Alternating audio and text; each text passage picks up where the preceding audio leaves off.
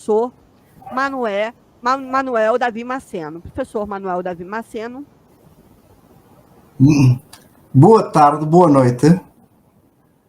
Bem, eu tenho muito gosto em estar com vocês de novo. E quando a professora Sílvia me convidou, ligando questões de tratamento de dados nós tivemos essa dúvida entre o painel do cibercrime e a proteção de dados propriamente dita. E eu disse-me, bom, pensei, no Brasil, desde LGPD, há uma questão pendente. Eu estou pensando, e já referei a referência exata ao artigo 4º da LGPD, que exclui do respectivo âmbito a regulação do tratamento de dados para fins de segurança pública e de prevenção e combate ao crime. Na altura, admitia a possibilidade de ser um regime excepcional, mas hoje, sobretudo depois da constitucionalização da proteção de dados, na falta temos de pensar, pelo menos, num regime especial, porque o embasamento hoje, atualmente, está na Constituição Federal. Além disso, eu sabia que havia debate pré-legislativo a este propósito, quer dizer, lei para a proteção de dados para fins de segurança pública. Por coincidência, já depois da professora Sílvia convidar e de estabelecer o painel, foi protocolado a 7 de junho um projeto de lei 1515-2022, do deputado Coronel Armando, exatamente sobre o assunto. Mas ainda eu quis ser um pouco mais audaz. Bom, não pedi exatamente permissão à professora Sílvia, mas contei com a boa vontade dela. Que é o seguinte: a matéria, tal como está regulada na Europa, é extremamente ampla. Como veremos, há uma diretiva, quer dizer, um ato legislativo de referência para depois cada Estado-membro da União Europeia conformar a sua legislação interna, desde 2016. Esse diploma legal tem algumas dezenas de artigos. E seria absolutamente impensável tratar tudo. Pelo que me foquei na questão, porventura, mais controvertida, ou uma das duas mais controvertidas. Outra tem a ver com o regime de compartilhamento de dados transfronteiras, que é a questão da utilização de meios de inteligência artificial em contexto de Big Data para fins de, sobretudo, prevenção do crime. Eu inclusive, pelo muito adiantado da hora, pela possibilidade quase literalmente de dormir, eu preparei uma apresentação detalhada que eu vou pedir. Certo, obrigado. Há aqui algum desfazamento porque estou a ver. Pronto, tem a ver com a minha apresentação, não aparece assim coisas escondidas. Eu vou passar, exatamente, eu ia pedir à organização para passar. Bom, aqui o ponto de partida. E este é um ponto de partida comum ao Regulamento Europeu, ao RGPD, e à lei brasileira. Isto é, nenhum desses instrumentos legislativos se aplica, e passo a ler rapidamente, ao tratamento de dados pessoais, efetuados por entidades competentes, leia-se Polícia, Ministério Público, Justiça, para efeitos de prevenção, investigação, detecção, e eu vou ficar só para esta fase inicial, prevenção investigação, detecção, fase especificamente dizer policial, de infrações penais, que nos importa hoje a execução de sanções penais, e reforçando a dimensão preventiva, salvaguarda e prevenção de ameaças à segurança pública. No que se refere à União Europeia, aqui, tal como no domínio sancionatório, houve uma opção a ser feita. Aliás, ela foi estudada, há uma comunicação da Comissão Europeia, do Executivo, que estudou, é saber se, para haver um regulamento, quer dizer, uma lei europeia diretamente aplicável em todos os Estados-membros, a todos os cidadãos, a todas as empresas, isto é, um regulamento ou uma diretiva. Ora, no Tratado do Funcionamento da União Europeia, propriamente no artigo 83, a dimensão penal ficou reservada para a diretiva. Isto significa que os Estados não abdicaram de ter uma margem de manobra em matéria penal. Aliás, como diz um caríssimo amigo, hoje é ministro do STJ de Portugal, o professor Paulo Ferreira da Cunha, direito penal é direito constitucional. É uma questão nuclear nos ordenamentos. Daí que, para haver regulamento, não podia haver nem disciplina do tratamento de dados na justiça criminal em sentido amplo, nem sequer a previsão de sanções penais. Embora essa previsão tivesse ficado em aberto no artigo 84 para os Estados-membros agirem como bem entendessem. Isto é, para além da responsabilidade civil e de sanções administrativas. Eu creio que todos sabem da possibilidade de multas poderem chegar até 40 milhões de euros ou 4% do volume de negócios global de uma empresa. Também sanções penais. Aliás, a tradição portuguesa, desde 1973, desde abril de 73, vai no sentido de haver criminalização de atos relacionados com o tratamento de dados pessoais. No Brasil não é assim. Se a LGPD não criminaliza, nem trata, nem regula o tratamento de dados pessoais na justiça criminal, foi uma opção legislativa, legítima, soberana do Brasil. Isto é, embora nestes pontos a lei brasileira e o regulamento europeu sejam quase iguais, o que se passa é que no Brasil foi uma opção, aqui foi uma imposição. Eu peço para mudarem o slide, por favor.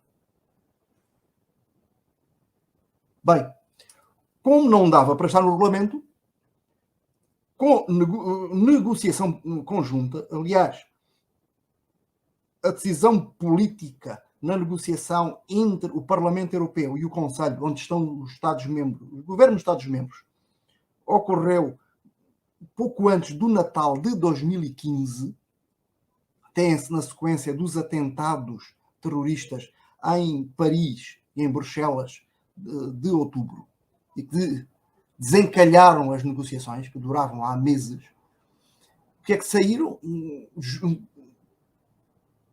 Com adoção no mesmo dia, quer dizer, a 27 de abril de 2016, e publicação também no mesmo número jornal oficial, a 4 de maio também de 2016, para além do RGPD, duas diretivas.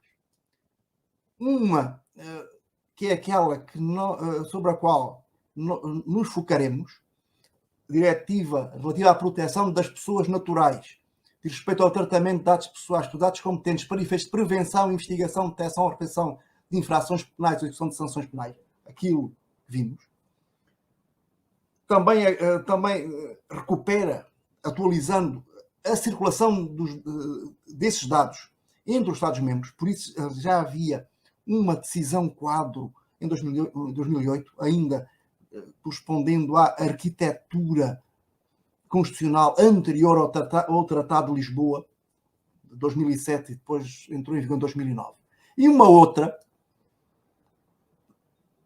mais específica sobre os registros de identificação de passageiros de transportes aéreos, também para fins de prevenção, detecção, investigação e repressão de infrações terroristas e criminalidade grave.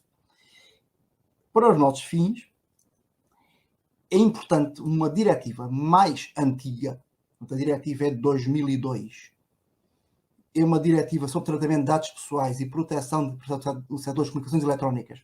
No Brasil, corresponde a uma parte do Marco Civil. Vejam que esta é de 2002. O Marco Civil é de finais de abril de 2014. E esta diretiva foi atualizada pela última vez em 2009. Entretanto, já deveria ter havido um novo regulamento, mas a negociação tem estado encalhada. Isto é importante porque, após o Tribunal de Justiça da União Europeia, em 14 de abril de 2014, ter anulado uma diretiva de 2006, uma diretiva que obrigava algo que o Brasil passaram a ter com o Marco Civil, que é a guarda de registro de conexão, que se refere à navegação na internet para fins, aqui, na diretiva de combate ao crime, no Marco Civil, a possibilidade de acesso a esse registro de conexão pela Justiça é muito mais alto. Ora, o Tribunal de Justiça entendeu que essa diretiva ultrapassava em muito o necessário, utilizando um critério de proporcionalidade estrita, tal como consta da Carta dos Fundamentais da União Europeia, e anulou a diretiva. O que levou a uma repristinação do artigo 15 da diretiva de 2002, que permite aos Estados terem leis no que se refere à conservação de dados de tráfego, na terminologia brasileira do Marco Civil, à guarda de registro de conexão. Podem passar, por favor. Bom, eu tive também tentado em pegar no assunto a partir de um instrumento que me é especialmente caro, que é o regulamento da Europol. Isto é um regulamento de 2016, que vem na sequência de vários outros batizados, e que cria formalmente a Agência da União Europeia para a Cooperação Policial. E esse mesmo regulamento disciplina as bases de dados compartilhados, designadamente no que se refere à utilização nessas bases de dados de sistemas de análise a partir de tecnologia de inteligência artificial. Nos últimos meses a questão tem sido muito controvertida. Aliás, a Autoridade Europeia para a Proteção de Dados, seria como a ANPD, mas dos órgãos e agências da União Europeia, não dos Estados-membros, mas da União Europeia, que em janeiro deste ano mandou a Europol apagar os dados pessoais não relacionados com atividades criminais. Quer dizer, o regulamento obrigava, certa parte ainda obriga, a uma discriminação entre categorias de pessoas, entre quem é suspeito, não é suspeito, quem é testemunha. E isso não foi feito com a rapidez e a profundidade necessárias. E a Autoridade Europeia mandou apagar. Mandou apagar e a Europol protestou, mas apagou. A questão foi de tal modo complicada que o regulamento foi alterado. E foi alterado a 8 de junho último, para, em boa parte, tentar superar esses obstáculos, sobretudo porque a Europol e as polícias, como também o Ministério Público dos Estados-membros, quer dizer, bom, se bases de dados como a Siena não puderem ser trabalhadas com ferramentas de inteligência artificial, detectando precocemente ameaças, designadamente ameaças terroristas, os riscos para a segurança pública podem ser, pública e a vida das pessoas podem ser muito sérios. Bom, é bom também pensar que nós teremos que trabalhar aqui sempre, nos próximos minutos, em termos conformes com as fontes primárias.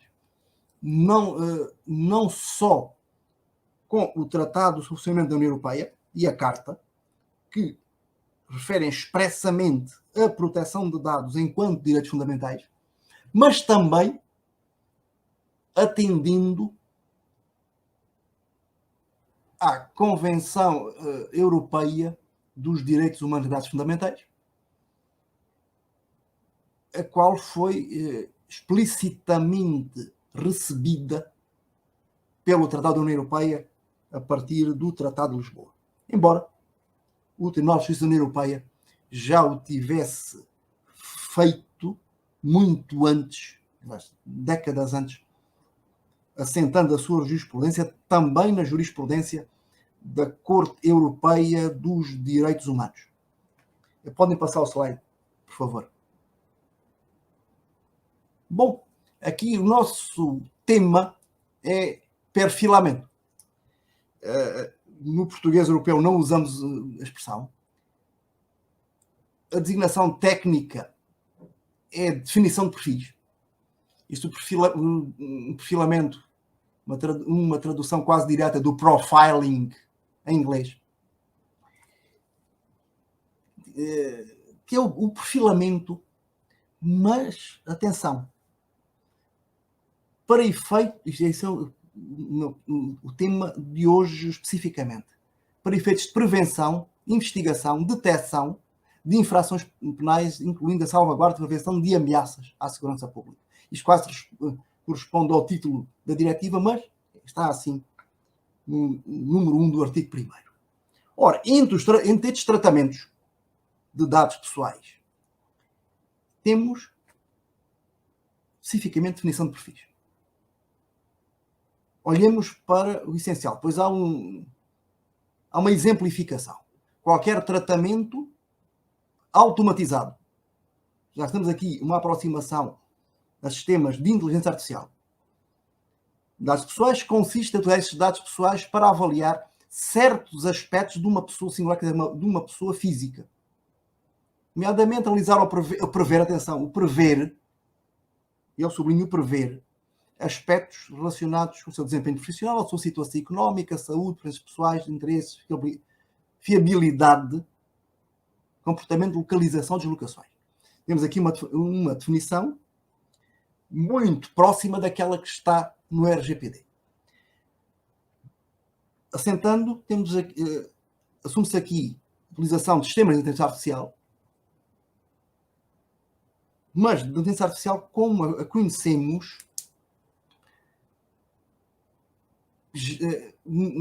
quase na última década. Isto é, já não estamos em inteligência artificial simbólica, completamente determinada pelos humanos, mas em contextos de megadados, de big data, também com aprendizado de máquina. E, sobretudo, e volto, com fins preditivos, neste caso, preditivos no sentido da prevenção, de atuar, de prevenção do crime. Eu não gosto nada de fazer referências literárias ou cinematográficas, mas se ajudar, pensem no contexto do Minority Report. Podem avançar, por favor. Bom, continuamos. Há aqui uma desconfiguração aí com a... Podia ter enviado um PDF em vez de uma apresentação. Bem, e aqui, com a utilização de inteligência artificial e olhando também para os considerandos, acrescento de passagem que os instrumentos legislativos da União Europeia, tanto diretivas quanto regulamentos, são sempre precedidos por um longo elenco preambular de considerandos. Às vezes até tenho visto colegas a citar em inglês recitals. Ora, estes considerandos, para além de explicarem até com detalhe o conteúdo e os fundamentos das opções legislativas, têm sido com grande frequência utilizados pelo Tribunal de Justiça da União Europeia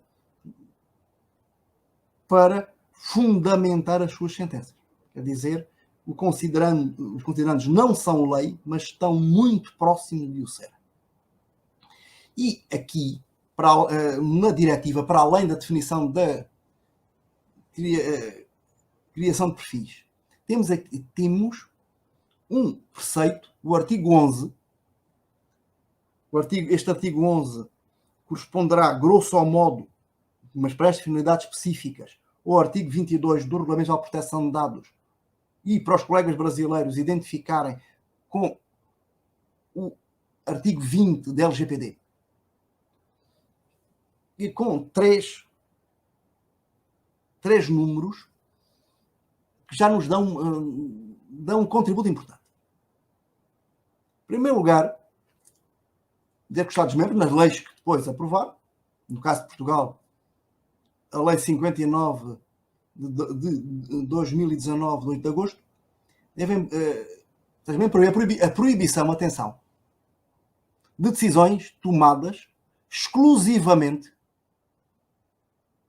com base no tratamento automatizado, incluindo a definição de perfis. Dizer, a definição de perfis considerado como uma decisão automatizada. Temos aqui algo fundamental que até poderíamos discutir, já tenho feito mais vezes, que é a questão de nunca a última palavra seja da máquina. Já a máquina será sempre um meio de apoio à decisão, mas nunca uma decisão. Mas o que o legislador, pelo menos aparentemente, foi, não direi modesto, mas foi muito tíbio, quase diria pausilânime. Quer dizer que só são proibidas aqueles que produzam efeitos adversos na esfera do titular dos dados, ou que afetem de forma significativa essa esfera jurídica, a menos que sejam autorizados pelo direito da União, Estado-membro, e, além desse direito, preveja garantias adequadas dos direitos e liberdades dos titulares dos dados. Pelo menos o direito de obter intervenção humana só para o tratamento. Voltamos, isto é ao início, fazer um ouroboros. Decisão humana, e esta exigência de decisão humana, pois, creio que terá muitas consequências. Depois, não é viável utilizar estas tecnologias se estiverem em causa categorias especiais de dados na terminologia brasileira, que era a antiga portuguesa, dados sensíveis. Isto é, o tratamento de dados sensíveis, mesmo para fins de prevenção e combate ao crime, não é viável, e mais ainda se tratar da definição de perfis, do perfilamento, do profiling, conduzindo a discriminações designadamente com base na raça, ou na orientação sexual, ou em opções políticas ou sindicais. Podem passar o slide e temos que acelerar. Bom, pensar o que é que nós fazemos com isto. É um terreno relativamente inexplorado. A questão não tem seduzido demasiado a doutrina. A doutrina, não digo sequer a doutrina portuguesa, mas também a doutrina europeia em geral. O que é que, em primeiro lugar, temos? Pensar em termos principiológicos. Tal como o RGPD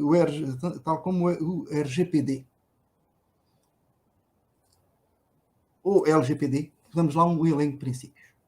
E elenco de princípios até comuns. Quer dizer, aqui, a meu ver, são especialmente importantes o princípio da limitação de finalidades e também o da minimização dos dados. Minimização, creio que na lei, na LGPD brasileira, o princípio da necessidade. Ora, adicionalmente, jogando também com estes princípios, tivemos há pouco o artigo 11, temos no disposto no artigo 6º, que é a questão da categorização. É que não é lícito, lícito, tratar todos os dados. São dados ou de pessoas que estão sendo julgadas, ou pessoas condenadas, ou de testemunhas, ou ainda, e este é o limite, são aquelas pessoas relativamente às quais existam motivos fundados, não uma mera suspeita, para crer que cometeram ou estão prestes a cometer uma infração penal. Isso significa que é inviável um tratamento de não suspeitos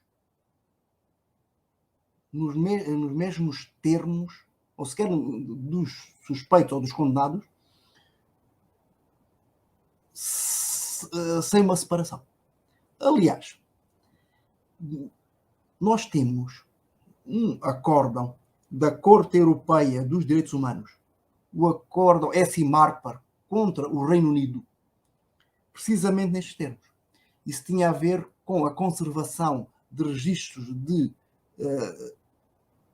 ADN, DNA, por tempos muito longos, mesmo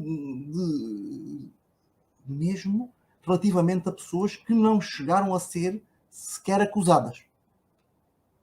E poderia esse registro ficar e vir a ser cruzado no futuro com uma outra situação. Não podem passar, entretanto. E estamos a aproximar do fim. Dizer também que o Tribunal de Justiça da União Europeia, num conjunto de acórdãos, a partir do acórdão Digital Rights Ireland de 2014, aquele que anulou a diretiva de 2006 sobre a guarda de registro de conexão, por usar a terminologia brasileira.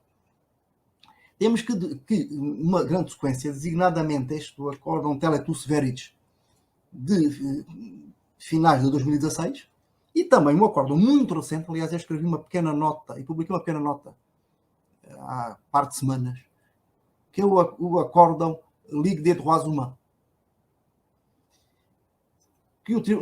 nos quais o Tribunal de Justiça firma uma jurisprudência no sentido de não ser adequado, congruente com a Carta dos Direitos Fundamentais da União Europeia, o tratamento indiscriminado de dados, sem haver um fundamento objetivo, dados para fins de prevenção e combate ao crime, incluindo criminalidade grave e terrorismo, não de todos. Além disso, nós temos, quando for lícito, que a diretiva sobre a qual nos temos estado ocupando obriga à realização do relatório de impacto sobre proteção de dados. Aquilo do relatório de impacto também na terminologia brasileira. Nós aqui diríamos uma avaliação de impacto sobre proteção de dados, uma DPIA. Aqui, sempre que tiver novas tecnologias, inteligência artificial, e também um elevado risco que é assumido claramente, por direitos liberados das pessoas naturais, que é assumido claramente no artigo 11. Ora, e vamos concluindo. Para ser viável, no direito a obter, viável, aquele direito a obter intervenção humana, e agora aproximando-nos muito deste acórdão Ligue des Droits Humains, que não tem a ver com esta diretiva, mas tem a ver com a diretiva irmã, que é dos dados PNR, registros de nome de passageiros de transportes aéreos, que este direito não é compatível com tecnologias de aprendizado automático. E existe sempre uma verificação por meios não automatizados, por meios humanos. Bom, para terminar, dizer é tudo isto e aconselho os colegas a verem os pareceres, os sucessivos pareceres, quer na fase preliminar, quer já depois da diretiva publicada, do então grupo de trabalho do artigo 29, o atual Comitê Europeu para a Proteção de Dados. Tudo isto está disponível em língua portuguesa. Estes pareceres não são vinculativos para a justiça, nem para os cidadãos, mas são para as autoridades nacionais de proteção de dados. O debate estará começando no Brasil, aliás, foi quase a minha primeira afirmação. 7 de junho foi protocolado o primeiro projeto de lei e cabe terminar o antes possível a arquitetura de proteção de dados, aquela parte do artigo 4º não coberta pela LGPD, sobretudo agora que a proteção de dados foi constitucionalizada. Agradeço muito a vossa paciência e espero todas as críticas. Críticas? Impossível, apenas elogios, professor.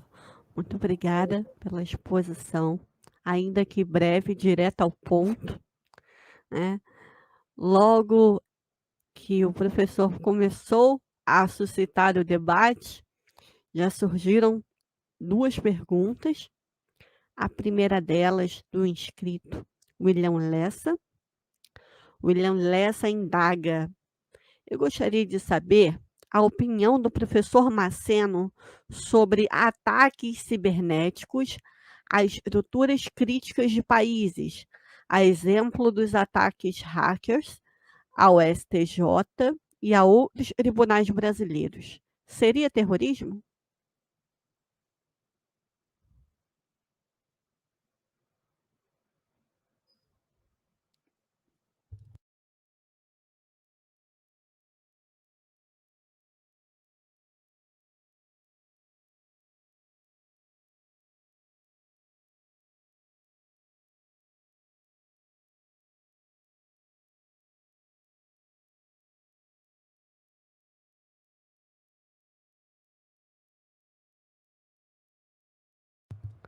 Professor? Está me ouvindo? Agora sim. Pronto, é que de repente eu fico desaparecendo. Bom, a pergunta é muito interessante, mas não tem que ver com esta mesa. Claro. Eu gostaria de saber a opinião... Se a pergunta fosse: o terrorismo estará abrangido no âmbito destas analíticas preditivas, eu diria que sim, dentro dos parâmetros estabelecidos pela jurisprudência do Tribunal de Justiça. Agora, uma qualificação se é terrorismo ou não é terrorismo, isso, com devido respeito, não tem que ver com a minha fala. Talvez tenha que ver com a que fala do colega a propósito da cibersegurança nas instalações elétricas. Aliás, a primeira diretiva de cibersegurança da União Europeia é de 2008 e teve a ver com segurança de infraestruturas críticas, de produção e transporte de energia e de estruturas de transportes. Aliás, vê-se que o grande receio eram ataques a centrais nucleares, aos sistemas informáticos das nucleares. Mas pronto, mas isso não tem, posso ser desagradável, mas não tem que ver com a minha fala. Perfeito, passarei para a próxima. William, depois nós já passamos para o professor Bernardo Gickel, sem problemas. Camila Soares indaga sobre crimes cibernéticos e suas tipificações. No Brasil tem algum regulamento sobre essa penalidade? O judiciário e o legislativos estão integrados para fazer leis de adequação à proteção de dados? Bem, sobre a primeira parte, isto é uma questão está em andamento. Está mais em andamento. Eu comecei também dizendo que se a LGPD não prevê crimes relativos ao vazamento e outras situações, é porque o legislador brasileiro não quis.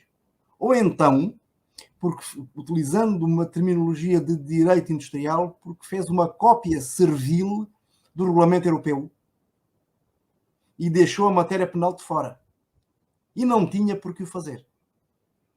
Mas também comecei por dizer que em Portugal as leis de 73, 91, 98 e agora de 2019 prevêem a criminalização de atos em matéria de proteção de dados. O Brasil faz agora, daqui a pouco mais de um mês, faz 200 anos de independente, têm tempo e têm poder para legislar como bem entender. Sobre tipificação de temas de cibercrime no Brasil, eu já escrevi e já palestrei várias vezes, dizer à doutora Camila, pode encontrar no meu canal de YouTube pelo menos meia dúzia de vídeos sobre o assunto.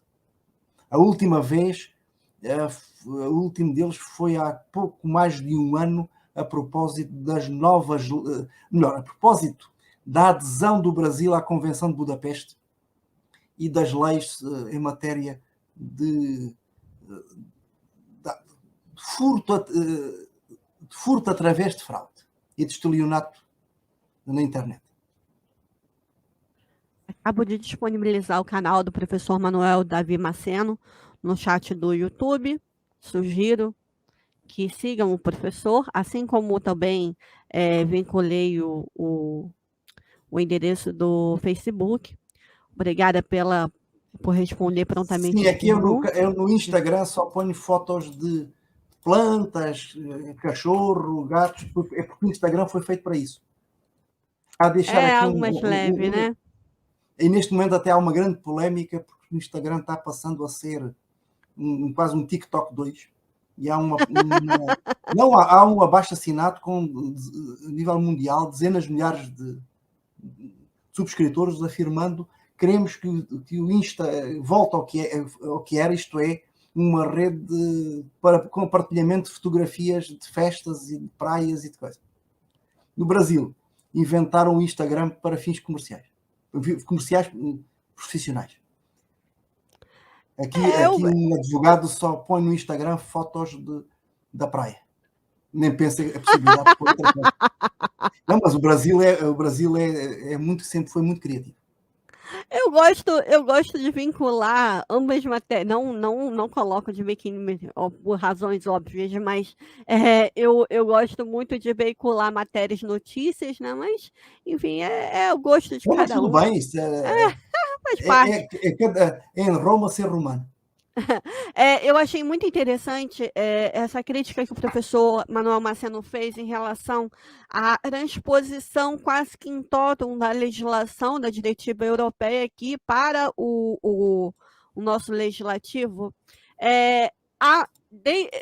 Por exemplo, eu sou penalista na minha origem, então eu sempre analisei as diretivas da União Europeia, as convenções, né, da Europa, do Conselho da Europa, e infelizmente ocorre muito no Brasil esse fenômeno da europeização do direito ou americanização do direito. Eles fazem a transposição da legislação de uma outra nação ou de um bloco, né, como se a realidade fosse a mesma. Eles não analisam as vicissitudes do ordenamento jurídico, a sociedade, né, e então fazem essa transposição totalmente anacrônica, né, e ela fica ali de uma maneira simbólica, permanece no ordenamento de uma maneira simbólica, porque se ela não respeita as peculiaridades do ordenamento interno, então elas de nada servem. Então, eu gostaria de deixar esse